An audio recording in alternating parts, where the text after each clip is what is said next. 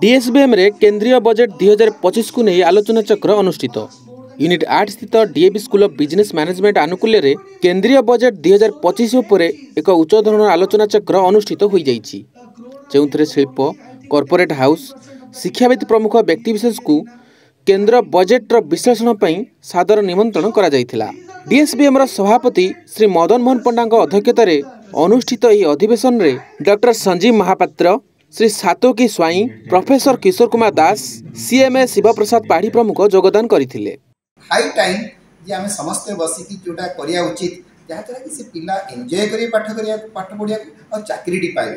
Otherwise जो parents माने तांकर बहुत कष्ट इनकम पिला पाठ पढ़ाऊँच रिपेंड कर जिनस हवा उचित नुहे। तेणु मु रिक्वेस्ट करी सब पॉलिसी मेकर को ए विषय आलोचना करी एक रोड मैप तैयारी करंतु और शीघ्र इम्प्लीमेंटेशन करंतु।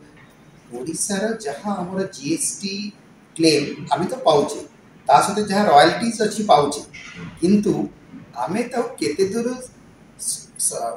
एक्सपेंडिचर करूचे प्रॉपर एक्सपेंडिचर करूचे सेटा होची इंपोर्टेंट। वर्तमान बजेट उपर एक तुलनात्मक विश्लेषण प्रदान करथिले एवं एक दृढ़ अर्थनैतिक इकोसिस्टम को प्रोत्साहित करिया पई एही परिवर्तन गुडी को किपरि नियंत्रण करा जाए ताहा स्पष्ट करथिले शिव प्रसाद पाढ़ी।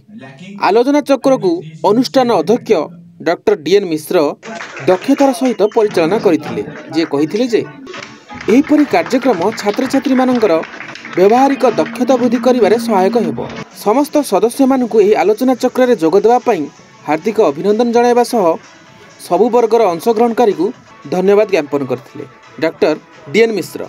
अनुष्ठान अध्यापक श्रीजुक्त देवव्रत साहू संपूर्ण कार्यक्रम को सुचारू रूपे परिचालना करथिले। ब्यूरो रिपोर्ट, समाज लाइव।